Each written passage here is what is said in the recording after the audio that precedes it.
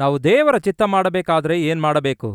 ನಮ್ಮ ಜೀವಿತ ನಾವು ನಡೆಸಬೇಕಾದ್ರೆ ಏನ್ ಮಾಡಬೇಕು? ನಮ್ಮ ಜೀವಿತಕ್ಕೆ ನಾವೇ ನಾವಿಕರಾಗಿರಬೇಕಾದ್ರೆ ಏನ್ ಮಾಡಬೇಕು? ನಿಖರವಾದ ನಿರ್ಣಯ ತೆಗೆದುಕೊಳ್ಳಬೇಕಾದಾಗ ನಿಖರವಾದ ನಿರ್ಣಯ ತೆಗೆದುಕೊಳ್ಳಲಿಕ್ಕಾಗ್ತಿಲ್ಲ. ಯಾಕೆ ಕೆಲವರು ಒಂದು ನಿಖರವಾದ ಸಮಯದಲ್ಲಿ ನಿಖರವಾದ ನಿರ್ಣಯ ತೆಗೆದುಕೊಳ್ಳಬೇಕಾದಾಗ ತೆಗೆದುಕೊಳ್ಳಲಿಕ್ಕೆ ಯಾಕೆ ಆಗ್ತಾ ಇಲ್ಲ ಗೊತ್ತಾ? ಧೈರ್ಯ ಸಾಕಾಗುತ್ತಿಲ್ಲ. ಯಾರಿಗೆ ಧೈರ್ಯ ಸಾಕಾಗುತ್ತಾ ಇಲ್ಲ? ಅವರಿಗೆ ಧೈರ್ಯ ಸಾಕಾಗುತ್ತಾ ಇಲ್ಲ. ಯಾಕೆ ಧೈರ್ಯ ಸಾಕಾಗುತ್ತಾ ಇಲ್ಲ? ತಮ್ಮ ಮೇಲೆ ತಮಗೇ ನಂಬಿಕೆ ಇಲ್ಲದಕ್ಕಾಗಿ. ಏನೋ ನಾನು ತೆಗೆದುಕೊಳ್ಳುವ ಈ ನಿರ್ಣಯ ತಿರುಗಿ ಬೀಳೋದಾದರೆ, ನಾನು ತೆಗೆದುಕೊಳ್ಳುವ ಈ ನಿರ್ಣಯ ಒಂದು ವೇಳೆ ರಿವರ್ಸ್ ಆಗುವುದಾದರೆ, ನಾನು ತೆಗೆದುಕೊಳ್ಳುವ ಈ ನಿರ್ಣಯ ಒಂದು ವೇಳೆ ಫಲಿಸದೇ ಇದ್ದರೆ ನಾನೇನಾಗಿ ಹೋಗ್ತೇನೋ ಗೊತ್ತಿಲ್ಲ. ನನ್ನ ಭವಿಷ್ಯ ಏನಾಗ್ತದೋ ಗೊತ್ತಿಲ್ಲ.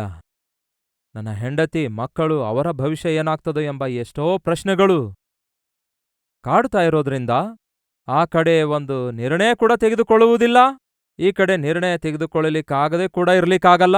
ಮಧ್ಯದಲ್ಲಿಯೇ ನರಳಾಡುತ್ತಾ ಇರುತ್ತಾರೆ. ಈ ದಿನ ನಮ್ಮ ಮಧ್ಯ ಅಂಥವ್ರು ಯಾರಾದರೂ ಇದ್ದೀರಾ?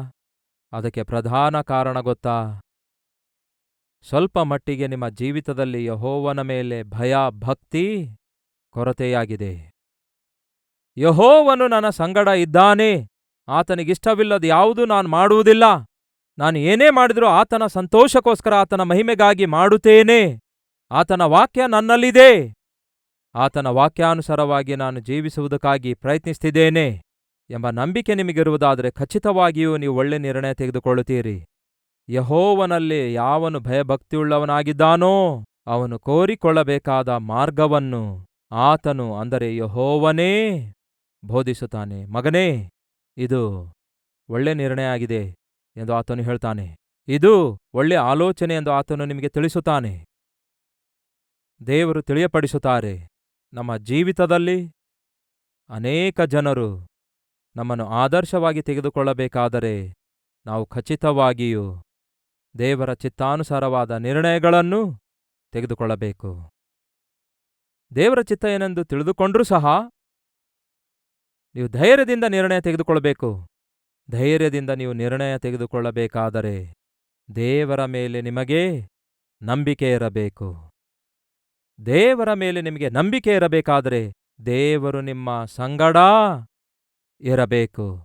ನನ್ನ ದೇವರು ನನ್ನ ಸಂಗಡ ಇದ್ದಾರೆ ಎಂಬ ನಂಬಿಕೆ ನೀವು ಹೊಂದಿಕೊಂಡಿರುವಾಗಲೇ ಧೈರ್ಯದಿಂದ ನೀವು ಸಾಹಸಕರವಾಗಿರುವಂತಹ ನಿರ್ಣಯ ತೆಗೆದುಕೊಳ್ಳಲು ಸಾಧ್ಯವಾಗುತ್ತೆ. ಯೆಹೋವನನ್ನು ಅರಿತುಕೊಂಡಂಥವರು ಸಾಹಸ ಕಾರ್ಯಗಳನ್ನು, ಶೂರ ಕಾರ್ಯಗಳನ್ನು ಮಾಡುತ್ತಾರೆ.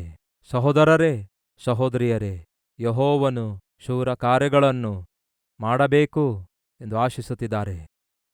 ಅನೇಕ ಜನರನ್ನು ಆಶ್ಚರ್ಯಗೊಳಿಸಬೇಕು, ಅನ್ಯರನ್ನು ಆಶ್ಚರ್ಯಗೊಳಿಸಬೇಕು ಎಂದು ಆಶಿಸುತ್ತಿದ್ದಾರೆ. ಆದರೆ ಆತನು ಹುಡುಕುತ್ತಾ ಇರುವುದು ಎಂಥವರನ್ನು ಗೊತ್ತಾ? ಯೆಹೋವನನ್ನು ಅರಿತವರನ್ನು, ಯೆಹೋವನನ್ನು ನಂಬಿದವರನ್ನು, ಯೆಹೋವನ ಮೇಲೆ ಆಧಾರಗೊಂಡಿರುವವರನ್ನು, ಧೈರ್ಯದಿಂದ ಆತನ ಚಿತ್ತಾನುಸಾರವಾದ ನಿರ್ಣಯಗಳನ್ನು ತೆಗೆದುಕೊಂಡು ಆತನ ಮೇಲಿನ ನಂಬಿಕೆಯಿಂದ ಮುಂದಕ್ಕೆ ಸಾಗುವಂಥವರನ್ನು ದೇವರು ಎದುರು ನೋಡುತ್ತಿದ್ದಾರೆ. ಅಂಥ ವ್ಯಕ್ತಿಯಾಗಿ ನೀವಿರುವುದಾದರೆ, ದೇವರೇ, ನಾನು ನಿನ್ನನ್ನು ನಂಬುತ್ತಿದ್ದೇನೆ, ದೇವರೇ, ನಿನ್ನ ಮೇಲೆ ನಾನು ಆಧಾರಗೊಂಡಿದ್ದೇನೆ, ಕರ್ತನೇ, ನೀನು ನನ್ನ ಸಂಗಡ ಇದ್ದೀ ಎಂದು ನಾನು ನಂಬಿಕೆ ಇಡ್ತಾ ಇದ್ದೇನೆ, ಆ ರೀತಿ ನಾನು ಜೀವಿಸುತ್ತಿದ್ದೇನೆ ಎಂದು ಈ ದಿನ ನೀವು ದೇವರಿಗೆ ಧೈರ್ಯದಿಂದ ಹೇಳುವುದಾದರೆ ನಿನ್ನ ಮುಖಾಂತರವೇ ದೇವರು ತನ್ನ ನಾಮವನ್ನು ಮಹಿಮೆಪಡಿಸಿಕೊಳ್ಳಲು ಸಿದ್ಧವಾಗಿದ್ದಾರೆ. ದಾವೀದನು ನಂಬಿದ್ದ ಏನೆಂದು?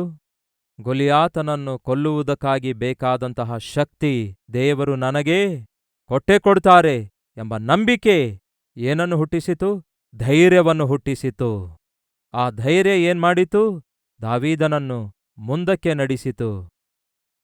ದಾವೀದನು ಮುಂದಕ್ಕೆ ಹೋಗುವುದರಿಂದ, ಗೊಲಿಯಾತನನ್ನು ಎದುರಿಸುವುದರಿಂದ, ದೇವರ ಸಹಾಯದಿಂದ ಗೊಲಿಯಾತನನ್ನು ಕೊಲ್ಲುವುದರಿಂದ ದೇಶವೆಲ್ಲ ಏನನ್ನು ಹೊಂದಿಕೊಂಡಿತು ಹೇಳ್ರಿ?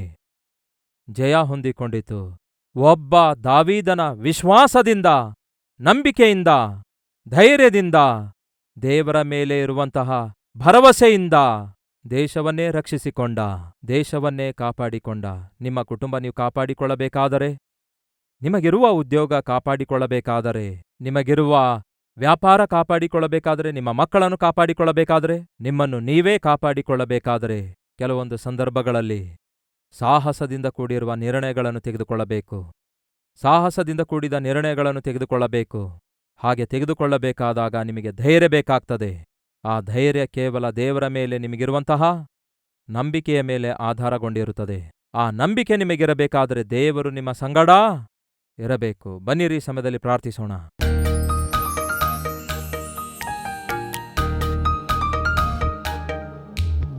ದೇವರೇ, ನೀವು ಯಾವ ವಾಗ್ದಾನ ಕೊಡುತ್ತೀರೋ ಆ ವಾಗ್ದಾನವನ್ನು ನೀವು ನೆರವೇರಿಸುತ್ತೀರಿ. 1% ಕೂಡ ತೊಲಗಿ ಹೋಗುವುದೇ ಇಲ್ಲ, ತಪ್ಪಿ ಹೋಗುವುದೇ ಇಲ್ಲ. ಆ ನಂಬಿಕೆಯಿಂದ ನಿಮ್ಮನ್ನು ಮಹಿಮೆ ಪಡಿಸುತ್ತೇವೆ. ಈ ಪ್ರಾರ್ಥನೆಯಲ್ಲಿ ಯಾರ್ಯಾರು ಐಕ್ಯವಾಗಿದ್ದು ತಮ್ಮ ಜೀವಿತದಲ್ಲಿರುವ ಅವಶ್ಯಕತೆಗಳಿಗೋಸ್ಕರ ನಿಮ್ಮ ಸಹಾಯವನ್ನು ಕೋರುತ್ತಿದ್ದಾರೋ ಅಂತಹ ಪ್ರತಿಯೊಬ್ಬರ ಅವಶ್ಯಕತೆಯನ್ನು ತೀರಿಸಿರಿ ದೇವರೇ. ಪ್ರತಿಯೊಬ್ಬರ ಕಣ್ಣೀರನ್ನು ಒರೆಸಿರಿ ದೇವರೇ. ಪ್ರತಿಯೊಬ್ಬರ ಕಷ್ಟಗಳನ್ನು ತೊಲಗಿಸಿರಿ ದೇವರೇ. ಪ್ರತಿಯೊಬ್ಬರ ಕುಟುಂಬದಲ್ಲಿ ನೆಮ್ಮದಿಯನ್ನು ದಯಪಾಲಿಸಿರಿ.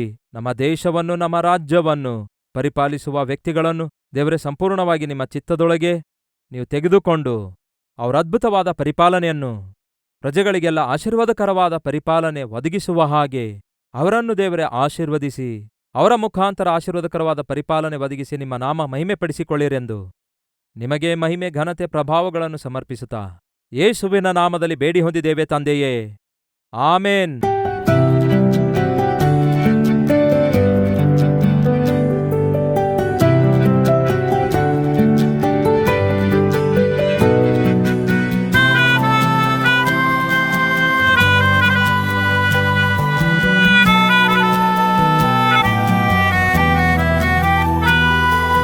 ಈ ದಿನ ಸಾರಿದ ಸಂದೇಶ ನಿಮಗೆ ಆಶೀರ್ವಾದಕರವಾಗಿರುವುದಾದರೆ ಲೈಕ್ ಮಾಡಿರಿ. ಇಂಥ ಅದ್ಭುತವಾದ ಸಂದೇಶಗಳನ್ನು ಪ್ರತಿದಿನ ನೋಡಲು ಆಶಿಸುತ್ತಾ ಇದ್ದೀರಾ? ಹಾಗಾದರೆ ಸಬ್ಸ್ಕ್ರೈಬ್ ಮಾಡಿ, ಹಾಗೆಯೇ ಬೆಲ್ ಐಕಾನ್ ಕ್ಲಿಕ್ ಮಾಡಿ ಅನೇಕರಿಗೆ ಈ ಸಂದೇಶವನ್ನು ಶೇರ್ ಮಾಡುವ ಪ್ರಯತ್ನ ಮಾಡಿ.